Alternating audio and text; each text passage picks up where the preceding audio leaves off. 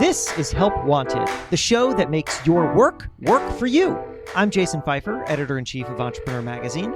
And I'm money expert Nicole Lappin. On Tuesdays, Jason and I answer the helpline and help callers solve their work problems. And on Thursdays, I give you one way to improve your work and build a career or company you love. And it starts now. Are you starting something new this year? If so, congratulations, that is awesome. New job, new project, new relationship, whatever it is, great. But ask yourself something. What do you plan on ending this year? And have you congratulated yourself on that too? We often don't celebrate endings. We think of them as failures or mistakes, as if the end invalidated everything else. But endings can be many things. They're how we preserve time and energy. They're how we reach a healthy conclusion. They're how we prepare for something new.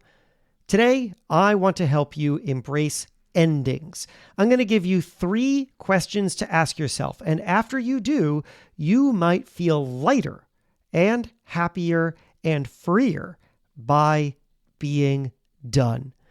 And I'm going to start by telling you about something that I just ended. I truly loved it, really. But saying goodbye was liberating, just as it could be for you. So here's what I just ended. A few weeks ago, I had gotten an exciting email. It was a new project of mine that had gotten approved. I've been talking about it a long time, and it's going to require a lot of my energy and attention this year in 2025. I felt excited. And then I felt terrified because I'm already too busy. How will I possibly do this new thing too? Then I remembered a conversation that I had this summer with Mary Beth Westmoreland, a VP of technology at Amazon. She told me that when her team starts a new project, they often eliminate an old project at the same time. And here's how she explained it to me. There's only so many hours in the day, so how are you going to spend it? Yeah. It's the same basic question that we ask our teams is, what's the most important things that we need to do, that we need to spend time on, the problems that we need to solve in order to make the biggest impact for our selling partners? And sometimes that means that we're going to have to stop doing things that are not going to make the most difference. So I was reflecting on what Mary Beth had told me, and I'm sitting here thinking, this new project is so exciting. It's going to take up so much of my time.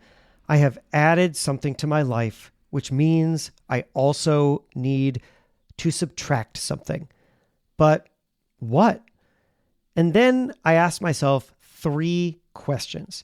And it starts with the question that Mary Beth asked, which is this. Question number 1, what is not making the most difference? Remember, that's what she said. Sometimes we're going to have to stop doing things that are not making the most difference. So question number 1 for myself, what is not making the most difference? Pause to consider the language there. What is not making the most difference? I love that word because we're free to define difference ourselves. What is accelerating our goals? Is it improving our lives the most? Once we know what makes a difference in whatever arena we focus or care about, we can optimize for it. These days, for example, my big goal is to build a portfolio of projects that bring me joy, stretch me in the right ways, create financial stability for my family, and leave me time to enjoy non-work life. That is what I say yes to. That is the reason that I'm making this podcast, because it fits into that mission for myself. With that in mind, I asked myself Mary Beth's question, what isn't making a difference towards that goal? And my answer came, well, pretty quickly, actually. It was a community that I had built on top of my newsletter. So if you happen to be a subscriber of my newsletter for a while, it's called One Thing Better. You can subscribe if you're not a subscriber at onethingbetter.email. An episode like this, the solo episodes on Help Wanted, are actually drawn from my newsletter. Anyway, okay, so longtime readers of my newsletter might remember that about a year and change ago, I launched a community, which is to say a community of people who read my newsletter who wanted to pay to be part of an ongoing thing where there would be calls and people would be in touch with each other. And anyway, the initial launch was a total embarrassing flop. It was awful, but it eventually grew to 160 members and was so fun. Members became friends and some even started working together. But It was also a lot of work. I never really figured out how to meaningfully scale or monetize it. It brought me joy, but frankly, not enough to outweigh the downsides. So then I asked myself a second question. Question number 2, what would happen if I shut it down? My first reaction was this. I thought, I can't shut it down because I'll disappoint too many people. We often react to endings that way by thinking about the negative. Who will we impact or disappoint? How will it feel to say farewell? That's not helpful. We must consider what happens a week, a month, or a year after we make the decision, because an ending isn't just about one moment. It isn't just about whatever moment you announce it and maybe people are disappointed and give you some feedback. It's not about that. It's about all the other moments afterwards. So I sat with it for a few days. I kept asking myself things like, if the community didn't exist right now, how would I feel? In truth, it felt good. I imagined all my newfound free time and energy and how I would spend it. So finally, I asked one more question. Question number 3, what purpose did it serve? Everything we do serves some function in our lives. Everything we do taught us, trained us, or expanded us. Everything we do added joy or escape when we needed it the most, or it pushed us in directions that we needed to go. So if you're thinking about ending something, it is worth asking, what purpose did that serve for me? Because once you know that, the next question can be, has that purpose already been served? For me, the community that I'd built served many purposes. I learned a lot about community functions and how to moderate calls. I met great new people and had fun. All of this remains true, even if the community ends. A purpose has been fulfilled.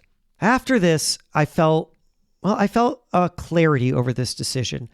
I knew what difference the community made in my life. I knew what would happen if I ended it, and I recognized what I already got for it.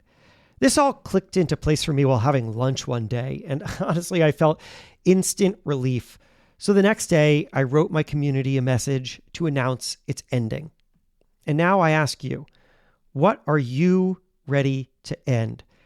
Things will end for you this year or in the future, whether you want them to end or not.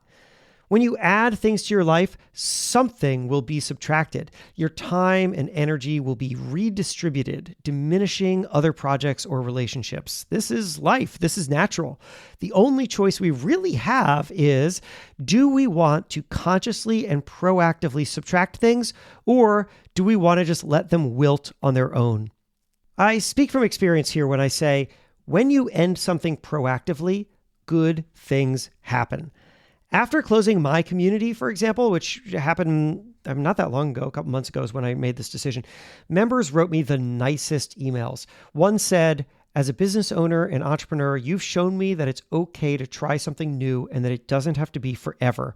It's okay and even normal for that thing to evolve or not, and ending one thing doesn't mean the end of all things. That is correct and beautifully said. When we start something, that doesn't mean we have to do it forever. The only project you really need to keep going is yourself. Help Wanted is a production of Money News Network. Help Wanted is hosted by me, Jason Pfeiffer. And me, Nicole Lappin. Our executive producer is Morgan Lavoie. Do you want some help? Email our helpline at helpwanted@moneynewsnetwork.com for the chance to have some of your questions answered on the show. And follow us on Instagram at Money News and TikTok at Money News Network for exclusive content and to see our beautiful faces. Maybe a little dance. Oh, I didn't sign up for that. All right, well, talk to you soon.